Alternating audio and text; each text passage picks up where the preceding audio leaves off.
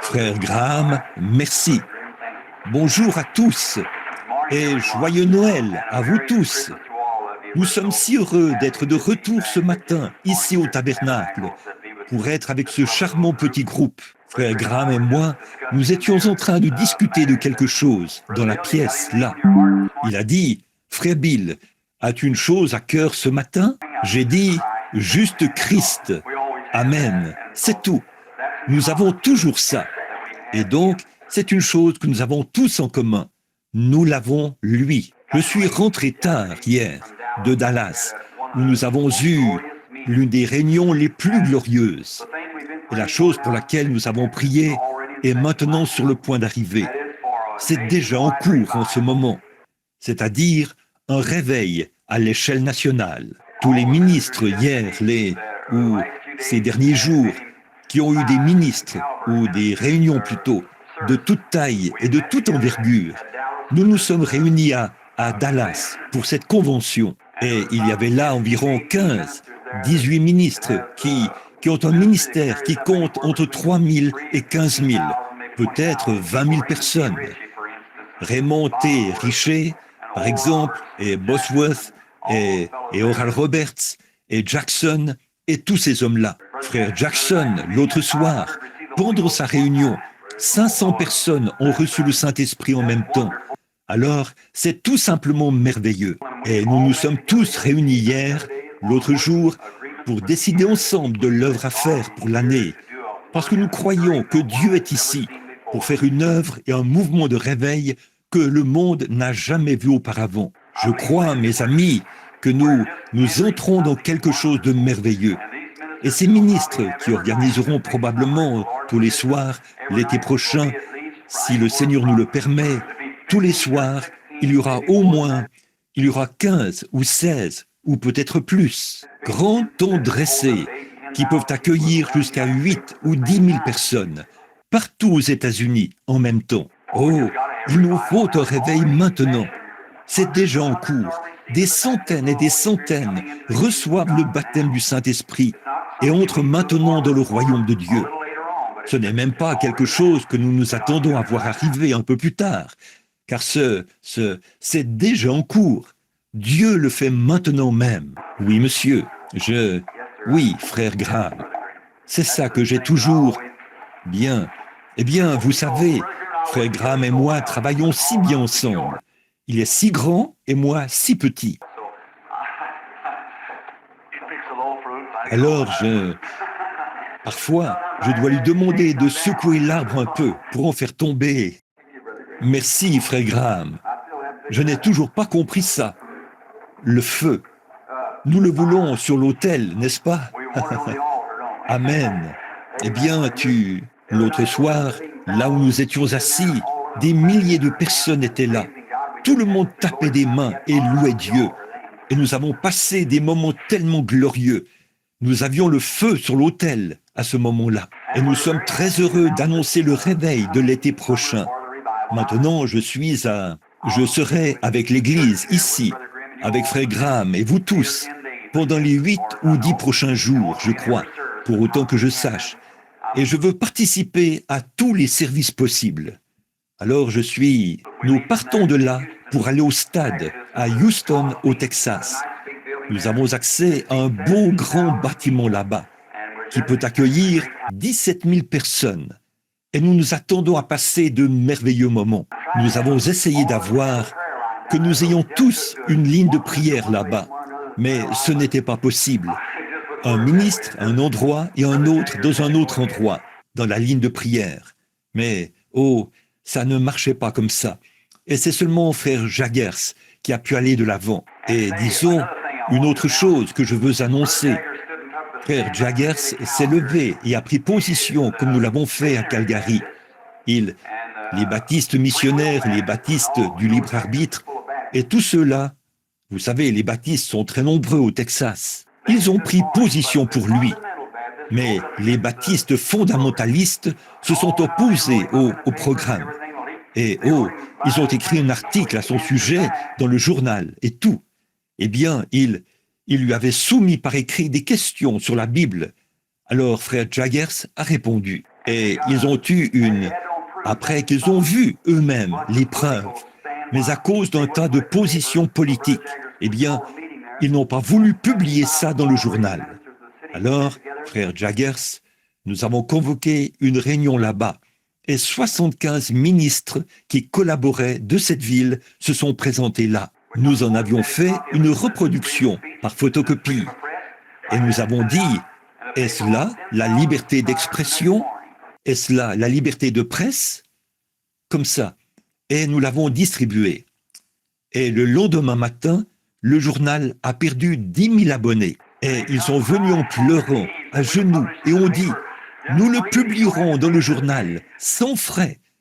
Vous n'avez pas à nous payer un sou. Oh, frère, écoutez, vous, Église.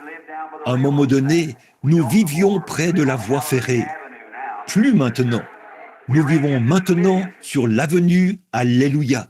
Oui, monsieur, nous sommes des millions. Avant, nous n'étions que quelques centaines, mais nous sommes maintenant des millions, des millions. Et unis ensemble, nous sommes l'église la plus puissante des États-Unis en nombre. C'est vrai. Oh, je pense, dans le monde. Rien que l'année dernière, nous avons eu 1 500 000 conversions.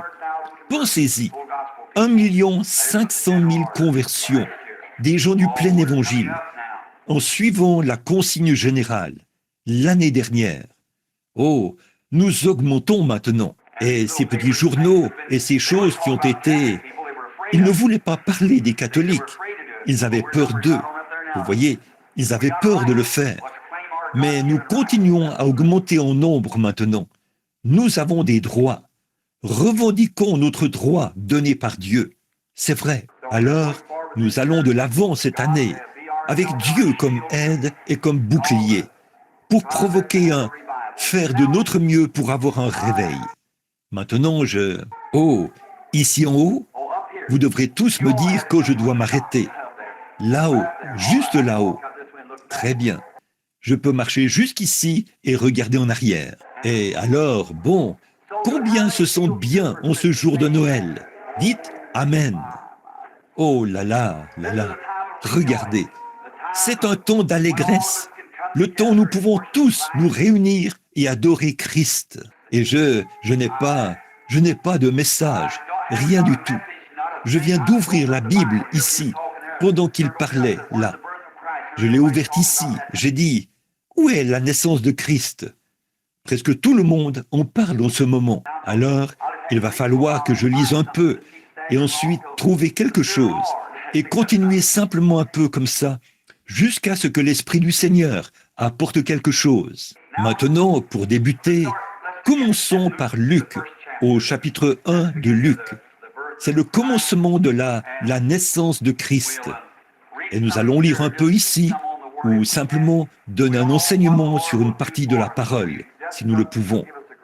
Nous ne savons pas ce que le Seigneur fera pour nous, mais nous avons simplement confiance qu'il nous donnera une grande bénédiction. Dites donc, j'ai entendu votre émission, c'était bien. Continuez simplement à avancer. Continuez à avancer. Prêchez la parole. Il y a un instant, je disais à Frère Graham, dans la pièce là, si jamais il y a eu un temps où les chrétiens ont besoin les uns des autres, c'est maintenant même. Maintenant même. Quoi que vous fassiez, mettez tout de côté.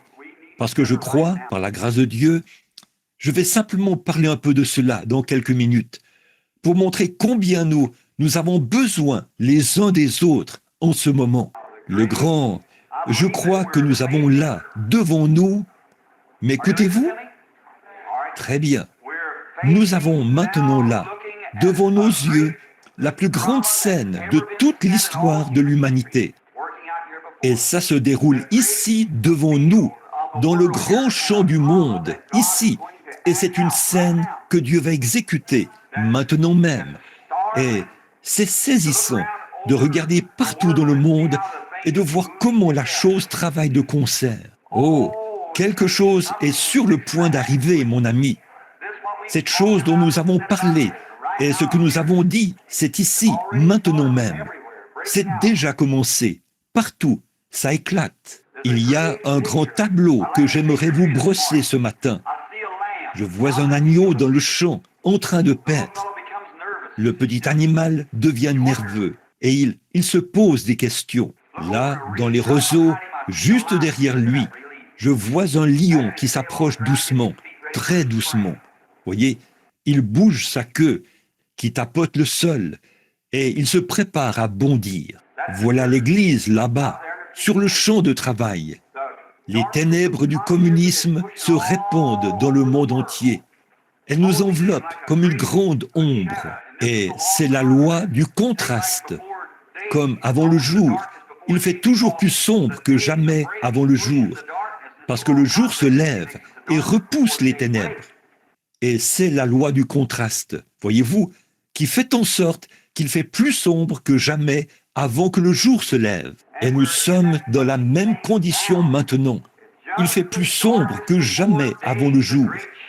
Les grandes ombres des ténèbres s'approchent puissamment pour accomplir ceci, l'homme du péché. Avez-vous remarqué, en cette période même de Noël, tous les pays communistes sont, au lieu de présenter Christ dans la crèche, ils ont envoyé des petits livres de Staline, avec la photo de Staline dessus. L'homme qui s'oppose et s'élève contre tout ce qu'on appelle Dieu, et ainsi de suite. Et une grande partie du monde se trouve entre ses griffes. Et voilà une autre chose. Tout cela, c'est pour accomplir l'Écriture. Et je veux aussi vous faire remarquer autre chose, une autre chose qui s'est accomplie. Les gens qui sont formalistes et les églises formalistes, ils s'élèvent contre ce mouvement. La Bible dit, ils auront l'apparence de la piété, mais renieront ceux qui ont fait la force. Éloigne-toi de ces hommes-là. Et ils prennent position. Le communisme prend position. Gloire à Dieu. Le Saint-Esprit prend position. Oui. Quand l'ennemi viendra comme un fleuve, alors j'élèverai un étendard contre lui. C'est vrai. Et l'Église a pris position. Je parle de l'Église remplie du Saint-Esprit. Or, c'est tout ce qui m'intéresse, mes amis, quand je suis ici. Ailleurs, je prie pour les malades. Mais ici, il n'y a qu'une chose qui m'intéresse. C'est l'Église de Dieu, l'Église née de nouveau. C'est vrai. C'est à cela que je m'intéresse, quoi qu'il arrive. Je ne m'intéresse pas aux règlements et aux diacres et ainsi de suite, comme ça, ni aux directives des églises. Je m'intéresse au baptême du Saint-Esprit sur l'Église, en ce jour où nous vivons. Voilà le point fondamental. Voilà ce que nous cherchons. Juste un mot de prière maintenant. Père Céleste, descends ce matin au milieu de nous. Accorde le Seigneur et puisse l'Esprit de Dieu prendre le contrôle du service. Bénis l'œuvre ici, Seigneur. Bénis notre frère, frère Graham. Dieu, donne-lui des paroles de sagesse ce soir, lors de l'émission de radio. Puisse-t-il pouvoir secouer les gens en prêchant la parole. Accorde le Seigneur. Puissent les pécheurs pleurer, s'agenouiller dans leur chambre et donner leur cœur à Christ. S'il y a des incroyants ici ce matin, ou des gens qui n'ont pas accepté Christ, puissent-ils venir aussi. Et maintenant, commence un réveil dans le cœur des gens ce matin, Seigneur.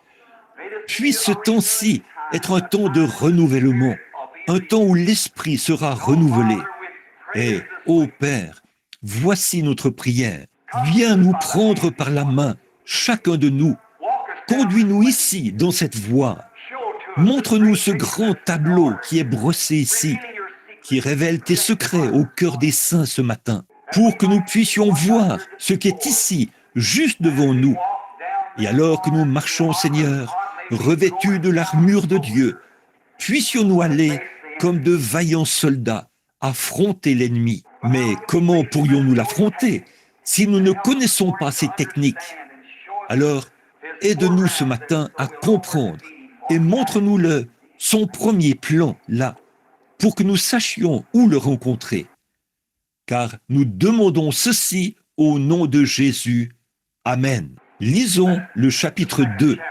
Lisons ceci. En ce temps-là, il parut un édit de César Auguste, ordonnant qu'on fasse un recensement de toute la terre. Ce premier recensement fut fait par le gouverneur de la Syrie. Tous allaient se faire inscrire, chacun dans sa ville. Joseph monta aussi de la Galilée vers la ville de Nazareth pour se rendre à Juda, dans la ville de David, appelée Bethléem, parce qu'il était de la maison et de la famille de David, afin de se faire inscrire avec Marie, sa fiancée, qui était enceinte.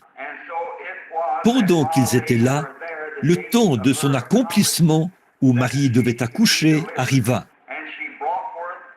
Et elle enfanta son fils premier-né. Elle l'emmaillota et le coucha dans la crèche, parce qu'il n'y avait pas de place pour lui dans l'hôtellerie.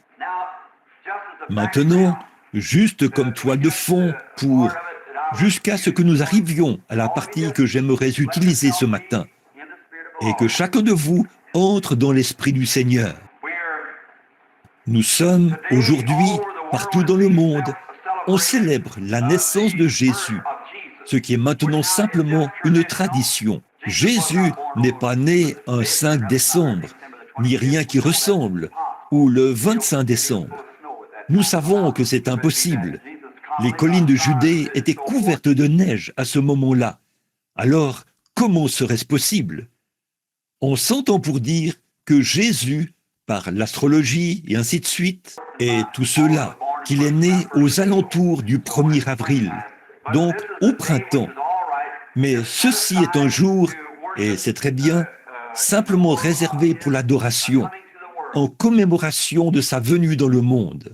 L'un des plus grands dons que Dieu ait jamais donné au monde, c'est Jésus-Christ. Ça, nous le savons.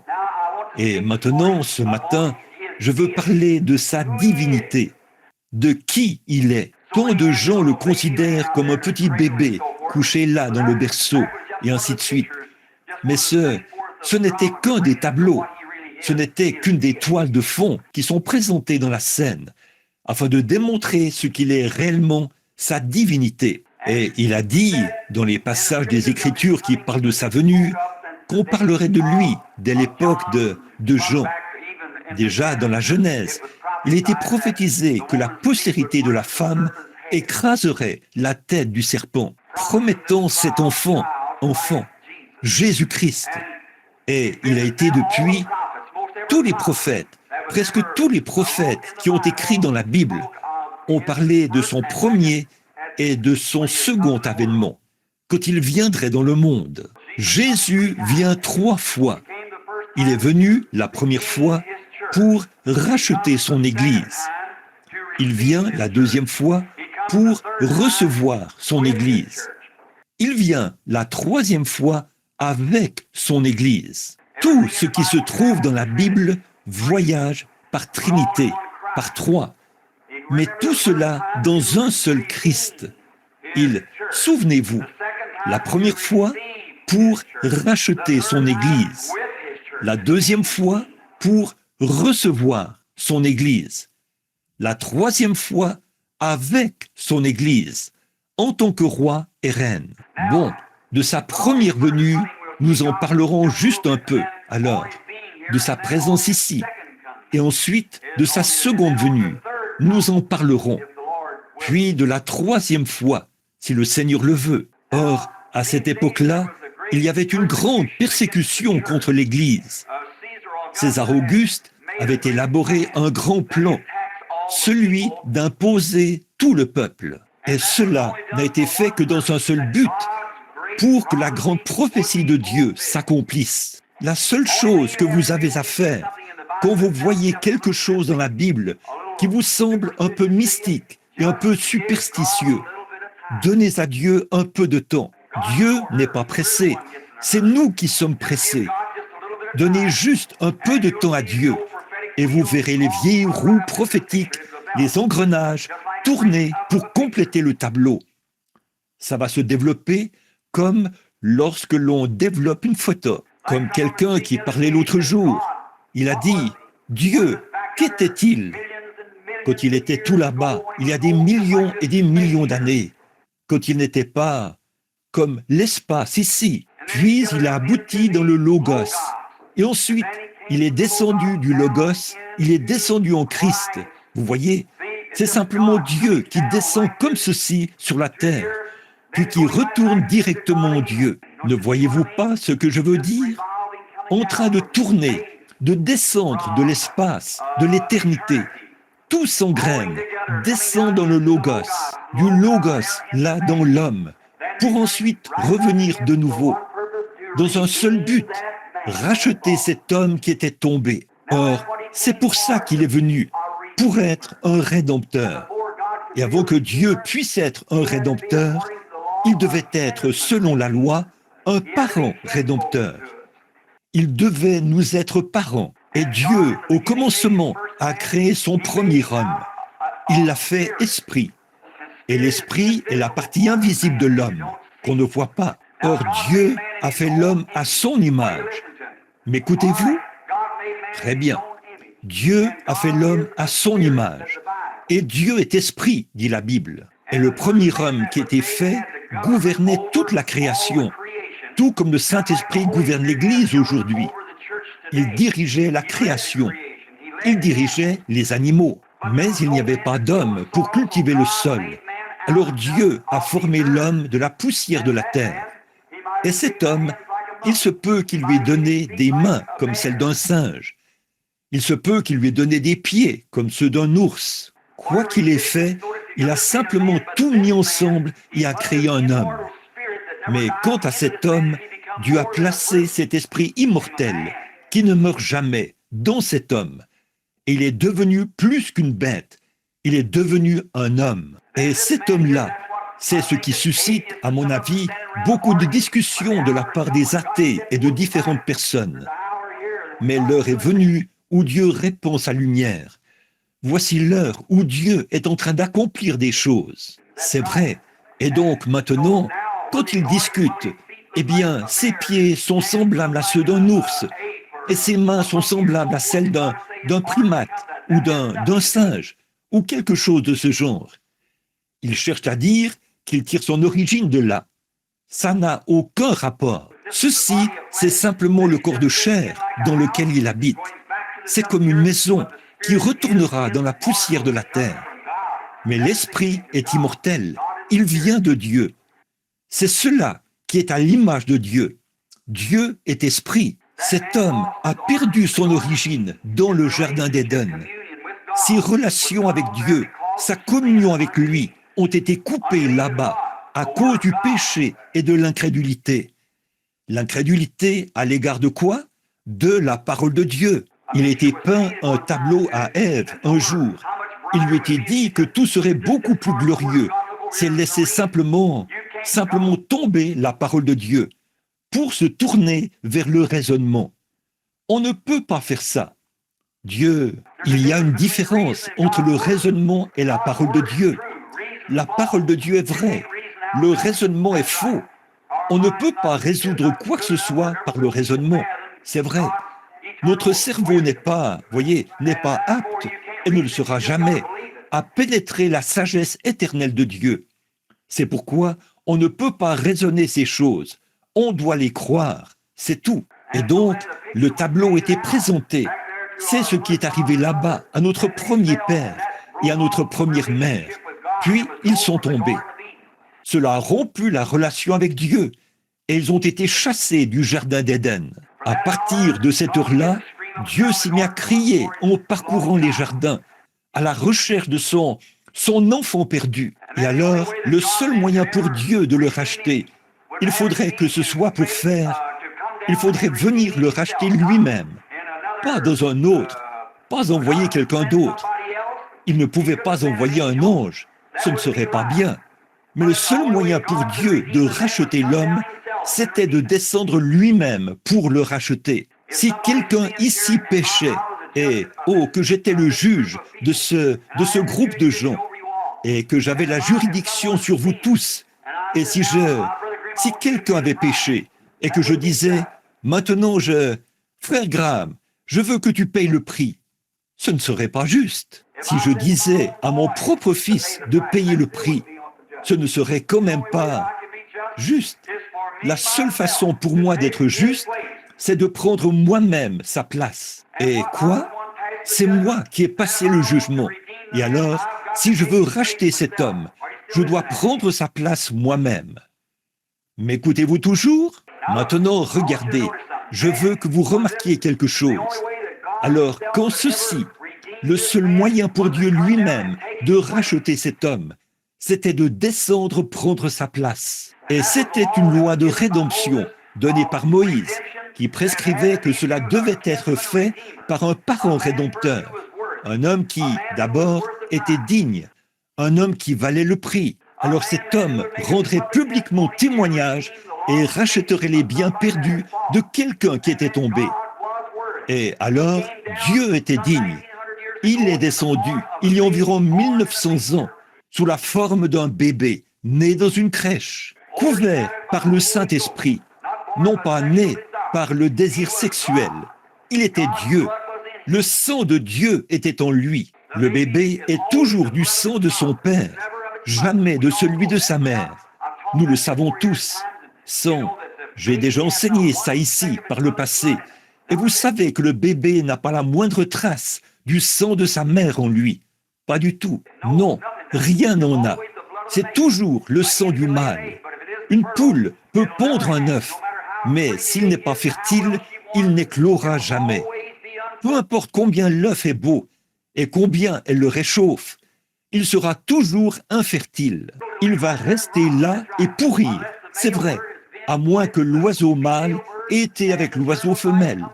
Et le germe de vie vient du mâle. Par conséquent, quand Marie, sans avoir connu aucun homme, elle était avec le mâle, Dieu, le Jéhovah Tout-Puissant, il l'a couverte de son ombre.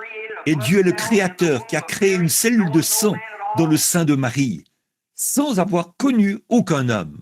Et c'est ce qui a produit le sang créateur de Dieu pour nous racheter de notre vie venue ici par le désir sexuel. Et alors, ce sang-là a été tiré des veines d'Emmanuel sur la croix du Calvaire. Et aujourd'hui, il a la même puissance sainte de salut et de rédemption qu'il avait le jour où la transfusion était faite au Calvaire. Vous le croyez? Amen. Maintenant, c'est vrai. Nous sommes rachetés par le sang de Dieu. La Bible dit, nous sommes acquis par le sang, rachetés par le sang de Dieu. Comment se fait-il que ce soit le sang de Dieu? Dieu n'a pas de sang. Comment est-ce possible? Parce que c'était le sang créateur de Dieu qu'il avait créé pour nous racheter. Et il est venu vivre dans le même corps qu'il avait créé. Par conséquent, il ne pouvait pas. Dieu a dû subir la tentation. Il ne pouvait pas subir la tentation. Il a dû subir des tentations sexuelles. Il a dû subir toutes sortes de tentations. Être tenté par le diable, par les richesses, les puissances et les dominations, et ainsi de suite. Il a dû subir tout cela. Pour ce faire, il ne pouvait pas être comme Dieu en esprit.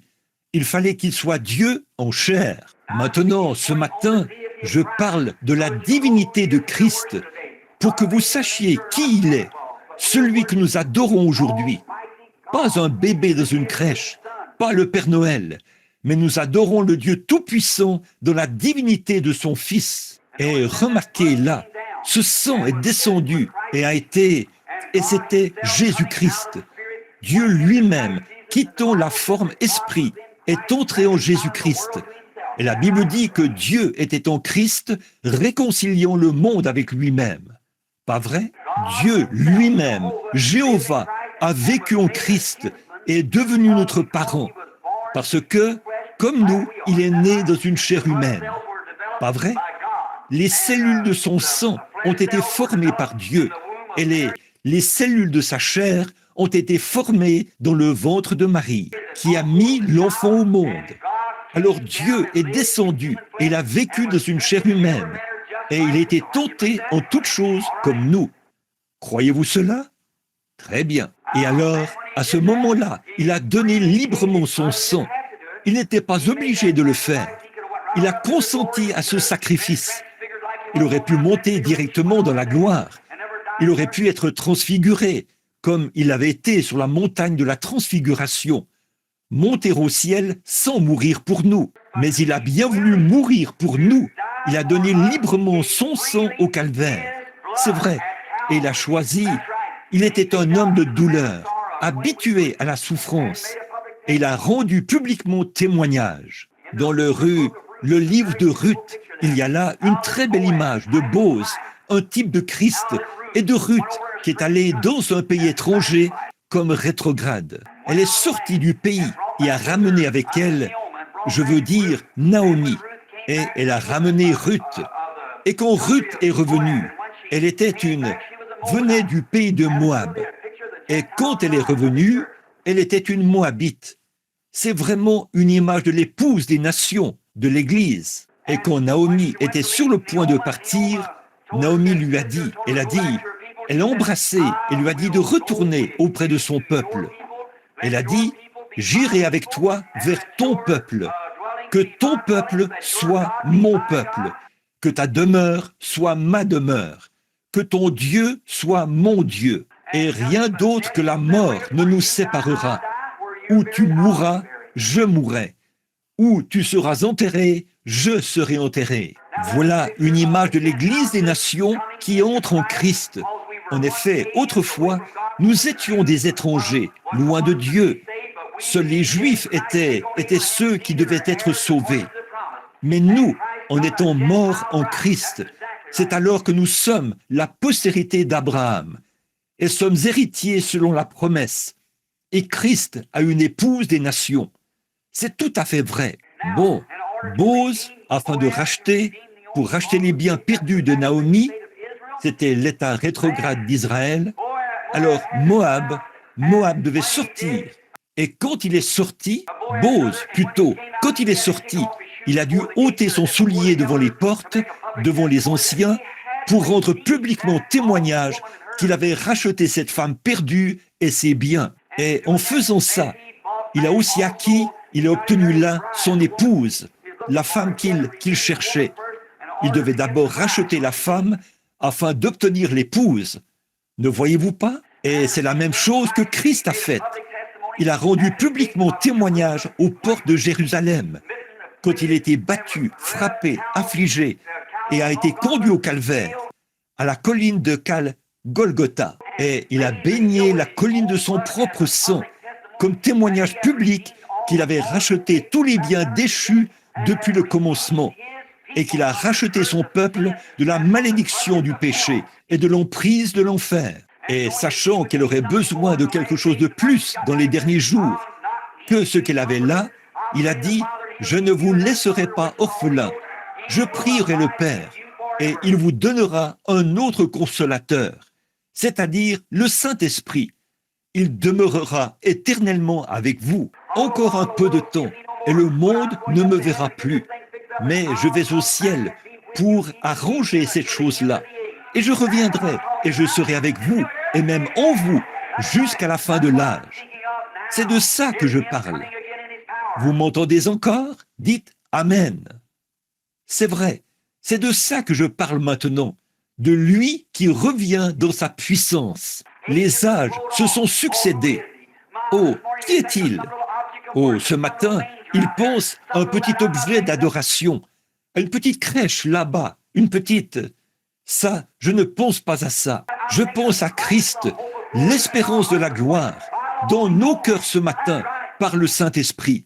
C'est vrai. Oh, condamné par le monde, chaque fois que Dieu est venu dans le monde, quand il est venu, le monde l'a haï. Ce qui arriva du temps de Noé arrivera de même à l'avènement du Fils de Dieu. Nous sommes en ce jour-là, mes amis. Et maintenant, remarquez, encore un peu de temps et le monde ne me verra plus. Mais vous me verrez, car je serai avec vous et même en vous jusqu'à la fin du monde. C'est vrai, il est ici maintenant. Et au jour, son grand tableau s'est toujours déroulé d'une certaine façon. Il faisait s'accomplir les mêmes choses que nous voyons maintenant. La grande scène est en place et nous sommes prêts maintenant à voir de grandes choses se produire. L'Église a été sortie du berceau. C'est vrai, les pentecôtistes l'ont secoué là-bas il y a quelques années, alors que les gens jetaient des pierres et se moquaient. et se riait d'eux. Mais elle a maintenant atteint sa maturité. C'est tout à fait vrai. L'heure est arrivée. Alléluia! C'est vrai, c'est ça qui m'intéresse, de voir l'Église de Dieu se rassembler maintenant. On nous a chassés ici et chassés là. Mais l'heure vient où Dieu jette la couverture autour de nous tous pour nous attirer, car l'ennemi est à la porte. Alléluia! Oui, monsieur, il a dit là de son peuple. Daniel a dit les grandes choses des derniers jours, quand ces choses arriveront. Oh, les grands exploits que les gens accompliront à ce moment-là. Les hommes de foi les accompliront en ce jour-là. Et l'heure est maintenant venue où la grande scène, le tableau de Dieu est présenté, de la pluie de l'arrière-saison. Joël a dit, dans les derniers jours, je répandrai mon esprit sur toute chair. Vos fils et vos filles prophétiseront. Sur mes servantes et mes esclaves, je répandrai mon esprit. Je ferai paraître des signes en haut dans le ciel et des signes en bas sur la terre, des colonnes de feu et des vapeurs de fumée. Il arrivera que, avant l'arrivée du jour du Seigneur, ce jour grand et redoutable, quiconque invoquera le nom du Seigneur sera sauvé. Jésus a dit là, ces choses que je fais, vous les ferez, et de plus grandes, car je m'en vais à mon Père. Alléluia, alléluia. Voici ce qu'il a dit là, dans la parole. Là, il a dit, si vous demeurez en moi et que ma parole demeure en vous, demandez ce que vous voudrez et cela vous sera accordé. Il y a quelques années, les gens d'ici ont dit, vous qui êtes là-bas au tabernacle, vous êtes des exaltés, vous êtes tous ceci, cela et autre chose. Vous êtes fous, mais oh là là, nous nous sommes tenus sur ce rocher qui est la vérité, jusqu'au baptême du Saint-Esprit. Et maintenant, la puissance du Dieu Tout-Puissant s'est formée dans l'Église. Elle se manifeste. Alléluia! J'attends le moment où Dieu va secouer toute la chose, partout. Frère, c'est déjà en cours en ce moment même. C'est en cours. C'est vrai. Sa divinité. Qui est-il? Certains font de lui un petit bébé de cette époque-là.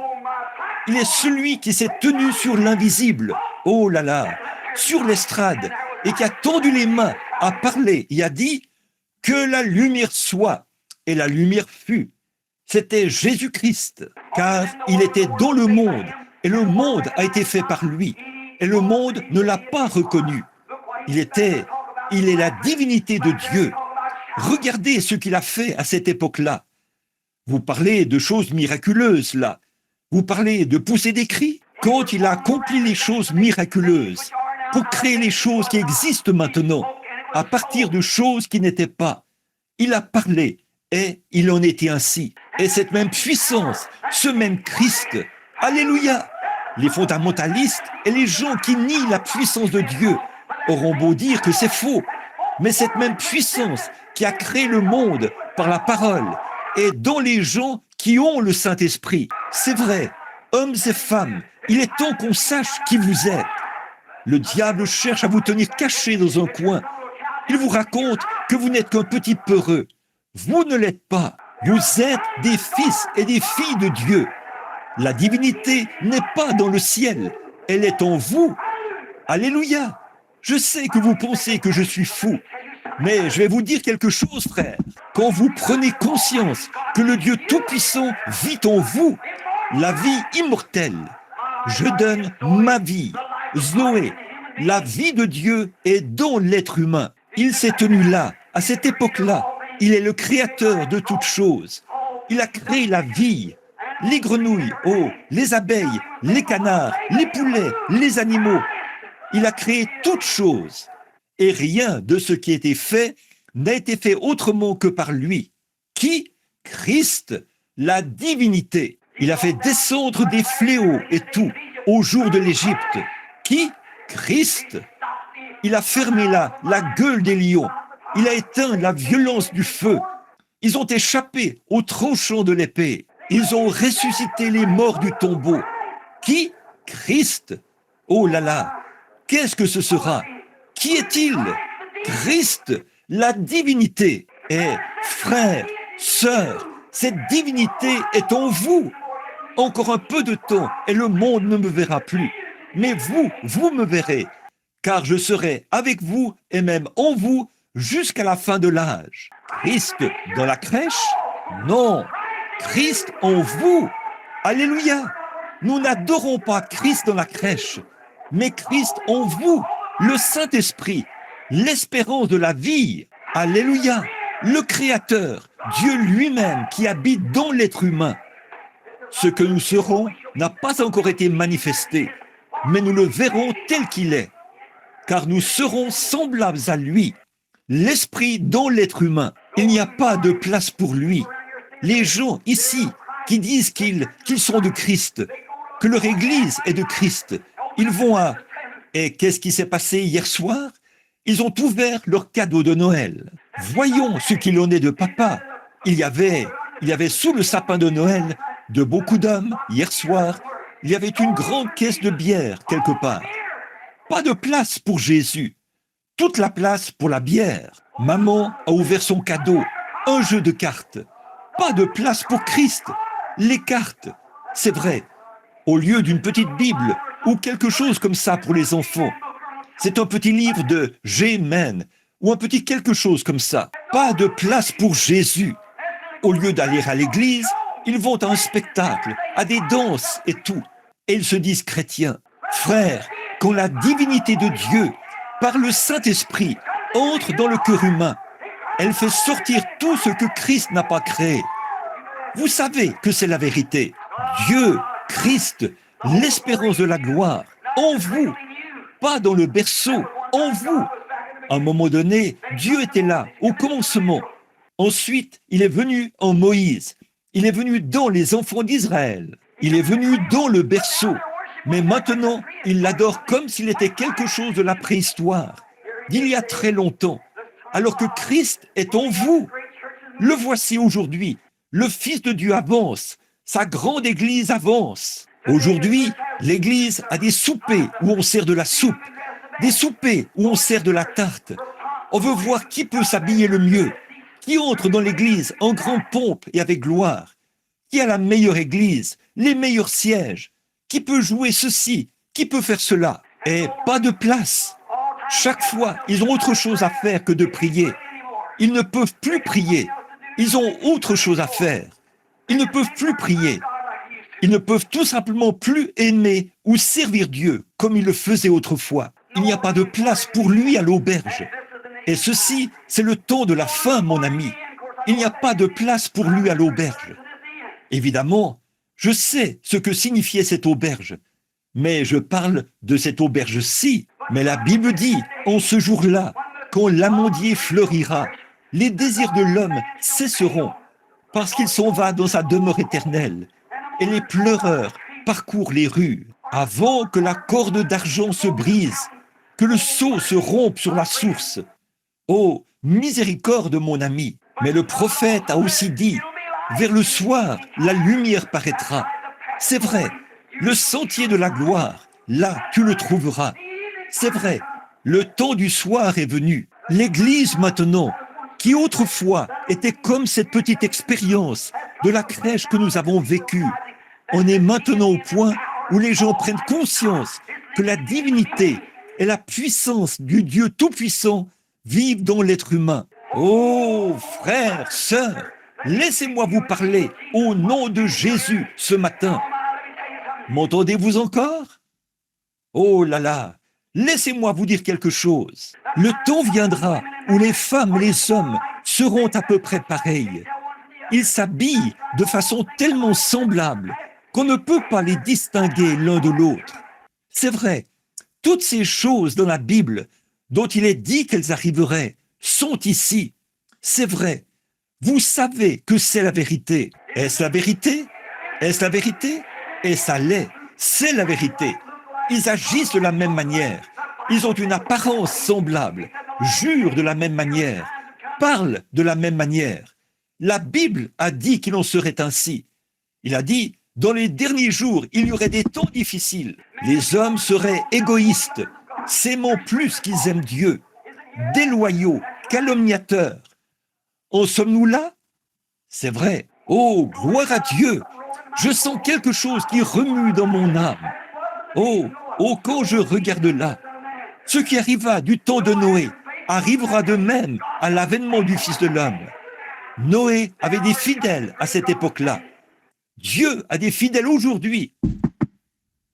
L'heure vient, le cadre dans lequel se déroule cette grande scène. Hommes et femmes, si le Saint-Esprit habite en vous, le Christ qui est né il y a 1900 ans est arrivé à l'état d'homme fait. Il n'est jamais resté dans le berceau. Et aujourd'hui, en cette commémoration de son anniversaire, que font-ils? Ils prennent un arbre, ils l'abattent, ils en font un sapin de Noël pour les enfants. Mais ils pensent, c'est très bien, je ne m'y oppose pas.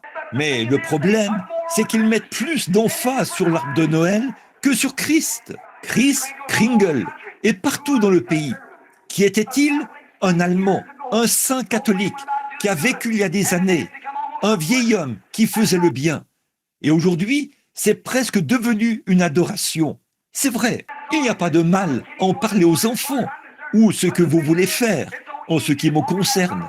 Mais ce qu'il en est, c'est qu'il est si facile de tomber dans cette ornière de l'autre côté, de faire sortir Christ, les fondements véritables de Christ, de Noël. Et les hommes prennent Christ Kringle au lieu du vrai Noël. C'est vrai, il n'y a pas de place pour lui à l'auberge. Tout est à sa place si nous avions le temps. Je sais qu'il se fait tard, et il se fait tard. Mais regardez, mes amis, l'heure est venue, et c'est maintenant même, où la grande scène de Dieu se déroule ici devant nous. Le Fils de Dieu qui était dans le berceau est maintenant dans le cœur. Il est la divinité de Dieu. Il est Dieu, le Créateur. Il a dit toutes choses. Il était dans le monde et le monde a été fait par lui. Et le monde ne l'a pas connu. Et aujourd'hui, c'est ça le problème de l'Église. L'espérance de la gloire, le baptême du Saint-Esprit est entré dans le cœur des gens et ils ne reconnaissent pas ce que c'est. Ils pensent que c'est une petite adhésion à l'Église ou quelque chose comme ça. Mais c'est Dieu, le Créateur, qui vit en vous et qui vous donne tous les pouvoirs. Et vous êtes en possession de tout ce qu'il avait.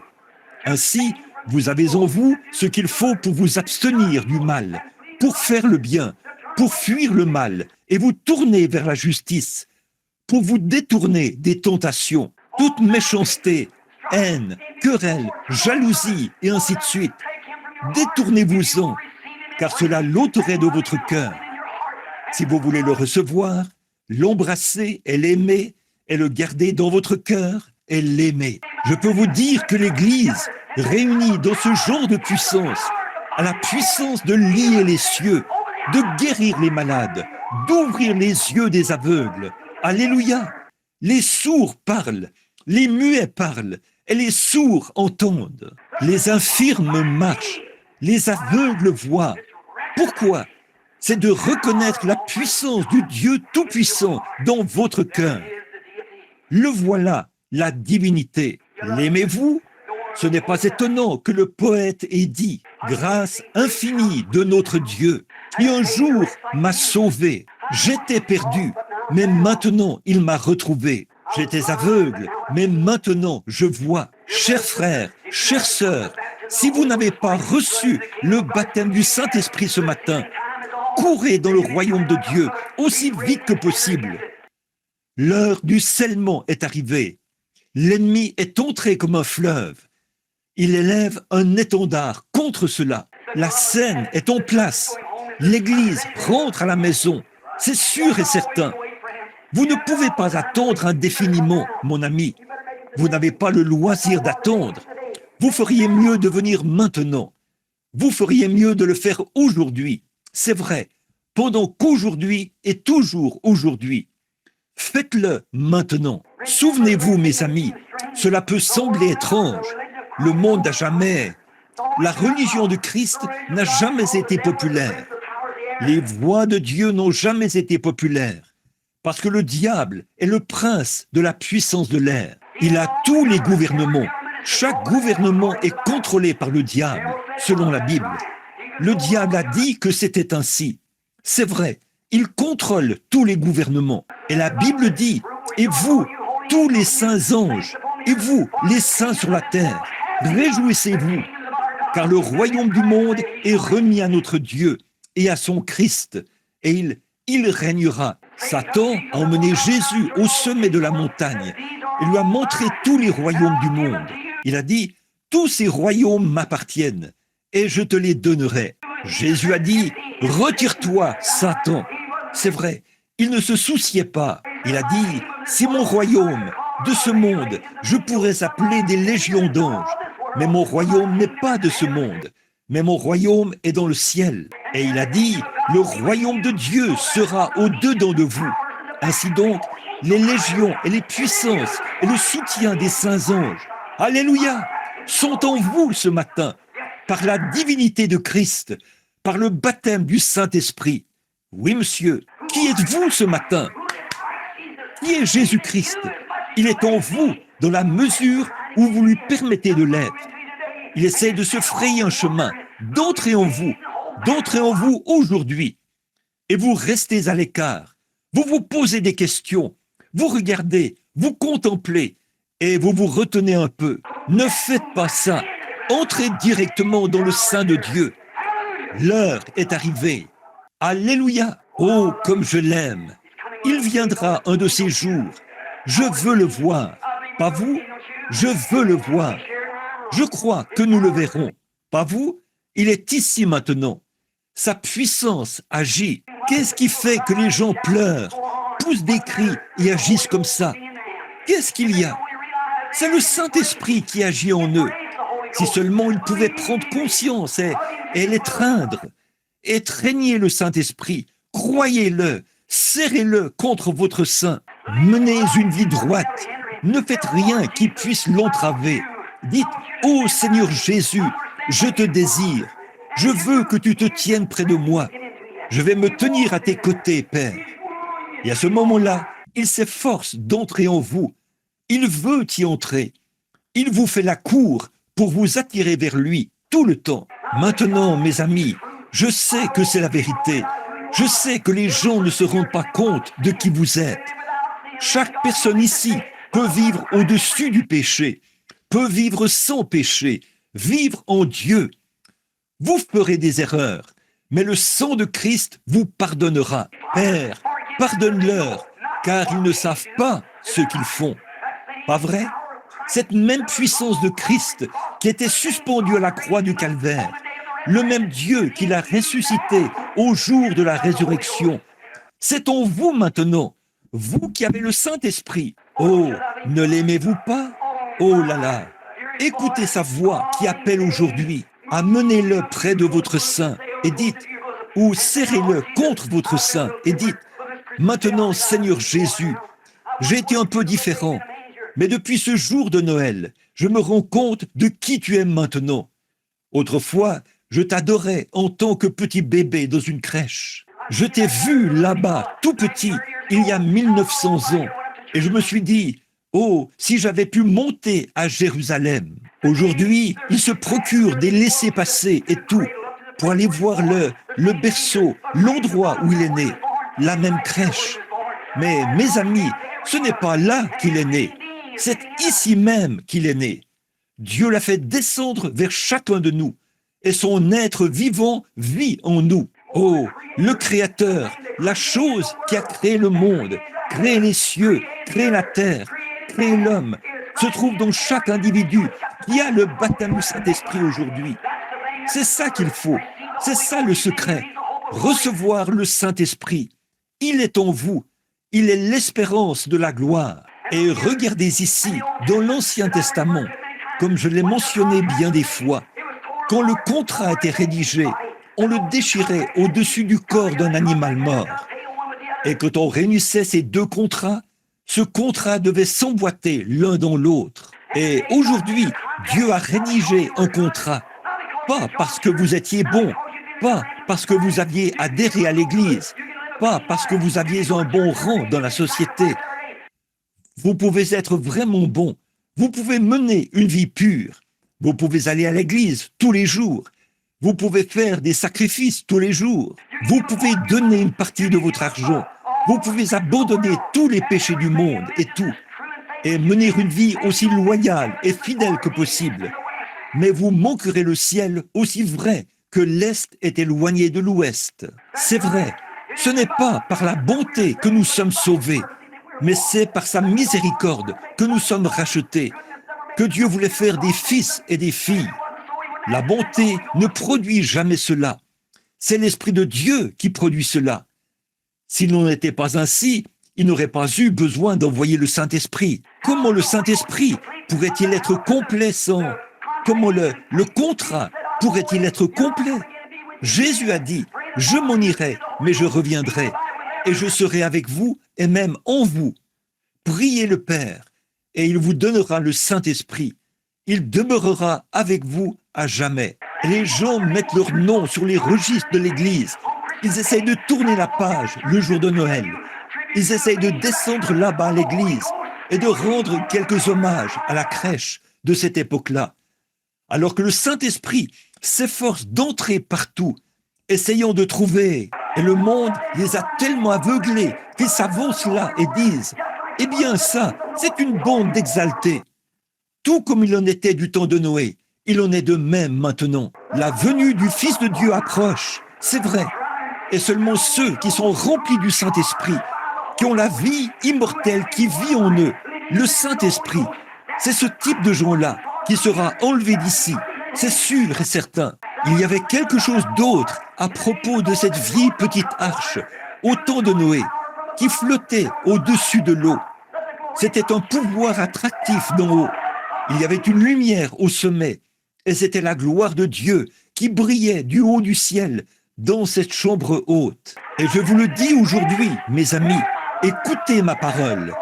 Il y a un pouvoir attractif qui ne vient pas de l'Église, qui ne vient pas du pasteur, mais qui vient de la gloire, le baptême du Saint-Esprit qui descend dans le bon canal pour faire monter une Église. Qu'est-ce que c'est?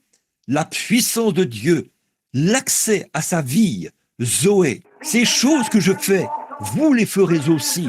Vous en ferez de plus grandes. Il a été persécuté, on a ri de lui, on s'est moqué de lui. Il est mort et il est allé dans la tombe. Mais il était fidèle, il avait l'Esprit de Dieu en lui et Dieu l'a ressuscité. Si nous suivons le même chemin, nous réussirons aussi. Oh, alléluia, je l'aime. M'entendez-vous toujours? L'aimez-vous? L'aimez-vous de tout votre cœur? N'est-il pas merveilleux? Oh là là, l'œil a vu, l'oreille a entendu ce qui est enregistré dans la parole de Dieu. N'est-il pas merveilleux? Merveilleux. Courbons la tête. Père céleste, ô Jésus, j'attends avec impatience une grande heure. Je la vois venir. Je vois qu'il n'y a aucun espoir nulle part ailleurs. Je vois que l'âge avance. Je vois les grandes lumières rouges du communisme se balancer au-dessus de la terre. Je vois les églises formalistes élever un étendard contre ton église. Elles essayent de les condamner en disant « la guérison divine est fausse ». Ce n'est que du fanatisme. Il y a un projet de loi dans notre propre Maison Blanche pour mettre fin à cela. Oh, mais, oh Dieu, l'autre jour, j'étais assis là et je voyais ces gens saints, tous illuminés par la puissance de Dieu. Je contemplais leur visage et je voyais la gloire de Dieu. Ils peuvent être comme les enfants hébreux à la fournaise ardente. Nous ne nous prosternerons jamais. Non, notre Dieu peut nous délivrer. Tu viendras bientôt, Seigneur Jésus, et je vois que l'heure est en train de s'installer où les gens ont l'apparence de la piété, mais renient ceux qui ont fait la force. Éloigne-toi de ces hommes-là, as-tu dit. L'Esprit qui parle des derniers jours. Et nous voici en ce jour-là, aujourd'hui. Voici notre petite église assise ici, Seigneur. Des hommes et des femmes qui, je crois, t'aiment. Et je prie au Dieu que cet esprit qui a rempli beaucoup de leur cœur dans le passé, qu'il vienne maintenant plus profondément, encore plus. Puisse-t-il rejeter toute méchanceté, toute querelle, tout ce qui est différent de toi et avancer aujourd'hui, pas vers la crèche, mais vers le calvaire. Pas rien qu'au calvaire, mais à Christ, l'espérance de la gloire, la divinité de Dieu, la magnificence de Dieu, la puissance de Dieu qui est maintenant dans nos cœurs, qui essaie de nous faire sortir des choses du monde, afin qu'il puisse nous enlever de cette terre un jour, pour nous emmener dans un pays meilleur. Dieu, accorde-le aujourd'hui. Écoute la prière de ton serviteur et parle aux gens. S'il y a des perdus ici, des gens qui n'ont pas le Saint-Esprit, puissent-ils recevoir de toi ce matin? Accorde-le, Dieu bien-aimé, car nous le demandons au nom de ton cher Fils bien-aimé, Jésus, qui, il y a 1900 ans, est né dans une crèche, qui a souffert 33 ans plus tard au calvaire pour nos péchés, qui est monté en haut quelques jours plus tard, 40 jours plus tard. Il a été élevé dans la gloire, puis 10 jours plus tard, il est revenu dans la puissance du Saint-Esprit et il vit maintenant dans l'Église. Et bientôt, avec cette même puissance qu'il a ressuscité, le Saint-Esprit dans l'Église, il l'enlèvera. Ô Dieu, ne veux-tu pas venir et sauver l'Église? Car nous le demandons en son nom. Pendant que vous avez la tête inclinée, nous allons chanter « Il appelle aujourd'hui ». S'il y a quelqu'un ici sans Christ, sans Dieu, sans espérance, viendriez-vous maintenant?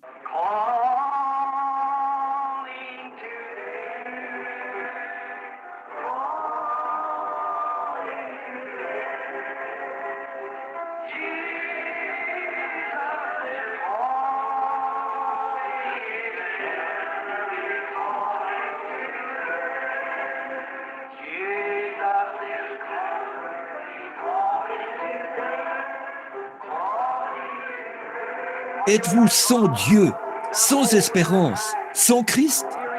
Êtes-vous conscient, chrétien, que vous n'avez pas la plénitude de la vie, de la parole de Dieu? Ne voulez-vous pas venir?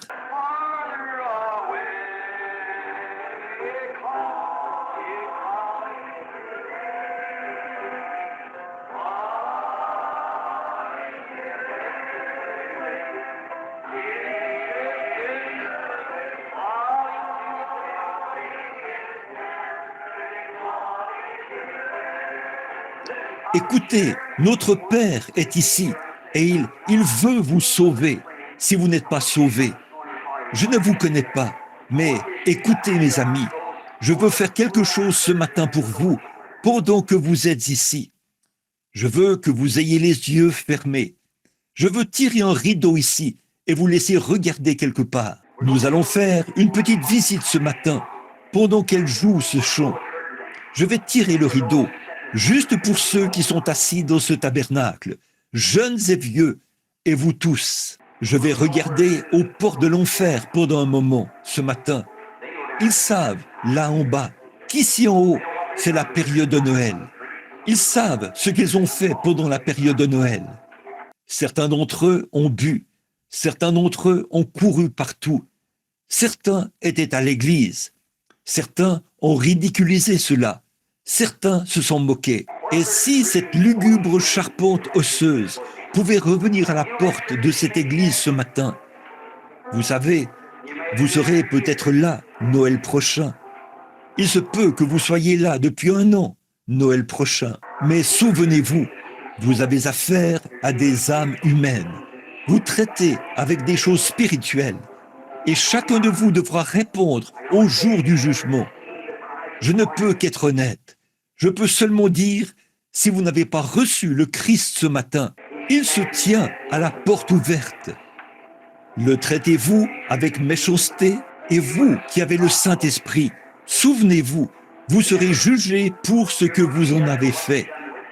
Vous aurez peut-être reçu Christ par le Saint-Esprit, mais vous serez condamnés. Tout homme est jugé selon les œuvres qu'il a faites lorsqu'il était dans son corps. Après que vous avez reçu le Saint-Esprit, qu'est-ce que vous en avez fait? Avez-vous parlé de votre voisin? Avez-vous mal agi? Si oui, souvenez-vous, je recommencerai une nouvelle vie maintenant même. Dites, Seigneur Jésus, aujourd'hui, à partir de maintenant, je serai ce que tu veux que je sois. Je suis conscient que c'est la partie immortelle de Dieu et que l'Esprit de Dieu vit dans mon corps. Et si j'ai eu tort, pardonne-moi maintenant. Je veux rentrer à la maison. Je veux être meilleur. Mettez-le à l'épreuve, là, ce matin, comme ça. Levez simplement la main, pour moi, là derrière. Dites, je veux recommencer aujourd'hui, frère Branham. Moi aussi, j'ai levé la main. Je vais recommencer. Je veux en faire plus pour lui que je ne l'ai jamais fait. Êtes-vous... Une fois, j'ai entendu l'une des histoires les plus tristes que j'ai jamais entendues. Il y avait une jeune femme très belle. Elle vivait dans un bon foyer. On lui avait parlé de Christ. Son père a dit, j'ai honte d'elle, révérend. Son genre de société, elle va rencontrer cette catégorie de gens parce qu'elle est... Maintenant, souvenez-vous, selon la société, vous vous associez à une chose qu'on appelle folie. Or, elle avait reçu ce qu'il y a de mieux en matière d'instruction. Quand elle s'apprêtait à sortir, à côtoyer les membres de la société, à fréquenter différentes classes d'hommes distingués, la mort l'a frappée soudainement. Elle est décédée des suites d'une crise cardiaque. Toute sa formation ne lui a servi à rien. Elle est allée ailleurs. Dans quelle direction allez-vous ce matin? De quoi rêvez-vous? Peu m'importe de quel genre de groupe il s'agit, chacun de vous, vous irez dans l'éternité un de ces jours.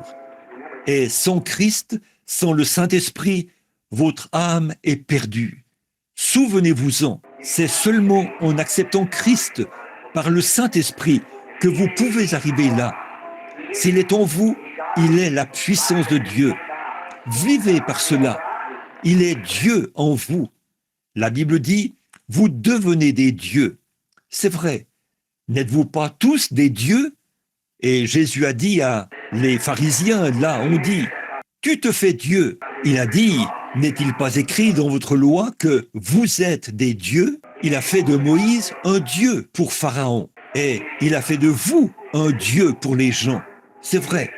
Et vous, ce matin, vous êtes des épîtres écrites de Dieu. Votre vie est de Dieu. Et elle porte même ce Saint-Esprit. Regardez ici, mes amis. Ne laissez pas ceci vous échapper. Ne laissez pas ça passer comme un petit quelque chose de mythique. Père, nous venons ce matin en tant que tes humbles enfants. Je suis conscient que nous vivons à la dernière heure, à l'heure de la fin. Quelque chose peut arriver d'un moment à l'autre. Des hommes, des femmes, des garçons et des filles, ici, sont sans Dieu. Et je te prie, Père, d'être miséricordieux.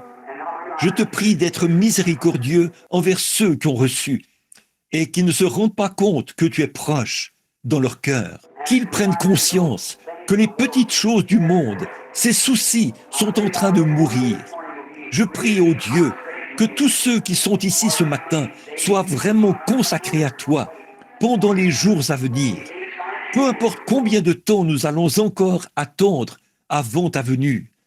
Nous croyons que c'est tout proche maintenant. Et quelque temps après, les gens vont essayer d'être sauvés, mais ils ne le pourront pas. Je pense à ces jeunes gens ce soir-là, qui étaient là à l'hôtel, essayant d'être sauvés, mais ils avaient franchi la ligne. Il n'y avait aucune rédemption pour eux. Ils étaient perdus. Ils ne pouvaient pas être sauvés. Père, je te prie simplement de les bénir, chacun d'eux, pendant qu'il y a encore du temps pour nous, Père, qu'ils le recevront aujourd'hui, car nous le demandons en Jésus-Christ. Amen. Levons-nous. Combien l'aiment de tout leur cœur. Ne voulez-vous pas vous rapprocher un peu plus de lui, l'aimer juste un peu plus? Chantons, oui, prends tout, Seigneur, alors que nous levons les mains vers lui ce matin. Voulez-vous le faire? Donnez-nous la note pour ce chant, sœur.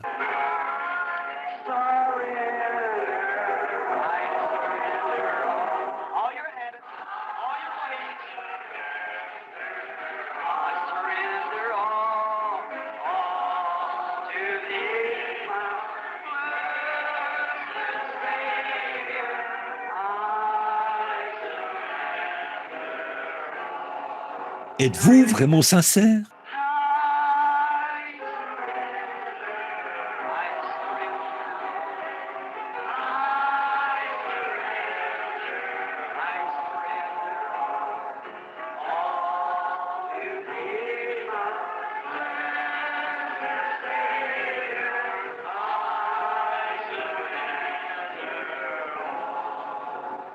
Ô Père, aie pitié, nous t'aimons tellement, Seigneur. Un de ces jours, la trompette sonnera. Je serai peut-être quelque part sur le champ de travail. Seigneur, je penserai à l'église à ce moment-là, quand les vents se mettront à hurler, le monde à s'agiter. Certains diront, qu'est-ce qui se passe? Les cieux deviendront rouges. L'heure du jugement est proche. Je vais penser, oh, où est frère Graham? Où est? Oh, ils sont à la maison. Mais Père, alors, au bout d'un moment, nous entendrons un son comme jamais auparavant. La trompette. L'ange sonne de la trompette. Ô Dieu, ceux qui sont entrés dans la chambre de la mort ressusciteront. Oh, on entendra les gens crier. Qu'est-ce qui se passe avec le monde? Nous ne pouvons pas rester tranquilles. Et la terre est secouée. Et alors, nous serons tous ensemble enlevés pour aller à sa rencontre dans les airs. Ô Père, si la mort doit venir nous prendre avant ce moment-là, je veux dire la mort naturelle de cette séparation terrestre ici, puissions-nous entrer dans ces chambres avec une foi vaillante, nous enveloppons de la robe de Christ, le Saint-Esprit. Un jour, nous devrons en arriver là, Père. Et je me rends compte que je dois aussi passer par là. C'est juste là, devant moi, quelque part, cette heure où j'entrerai dans la chambre de la mort. Quand j'entendrai ma sentence, je ne veux pas partir comme un lâche. Je veux y aller comme toi. Tu y es allé, Seigneur. Je n'essaye pas de m'envelopper de ma propre robe, mais bien de m'envelopper de la robe de Christ, le Saint-Esprit, comme Paul l'a fait, et dire, mort, où est ton aiguillon? Tombe, où est ta victoire? Entrez dans cette chambre obscure parmi ceux qui sont morts. Là, nous serons à l'écoute de sa voix, celle de l'archange qui retentira, et nous serons appelés à sortir d'entre les morts pour retrouver nos bien-aimés. Ô Seigneur, si nous manquons d'avoir cela dans la vie n'aura aucune valeur pour nous.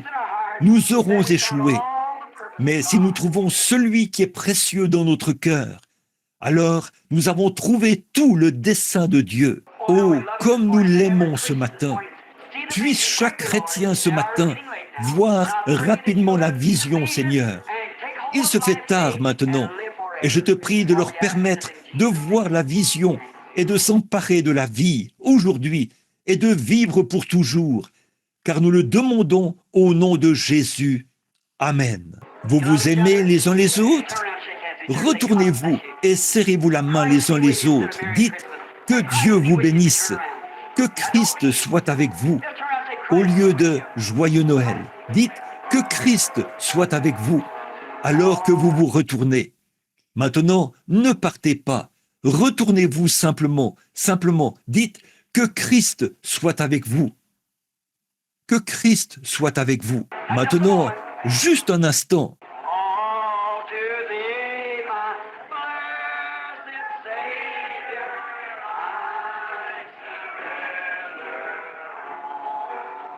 Eh bien, je pensais qu'il était midi passé. Il est 11 heures passées et je pensais qu'il était 12h20. Juste, que dites-vous?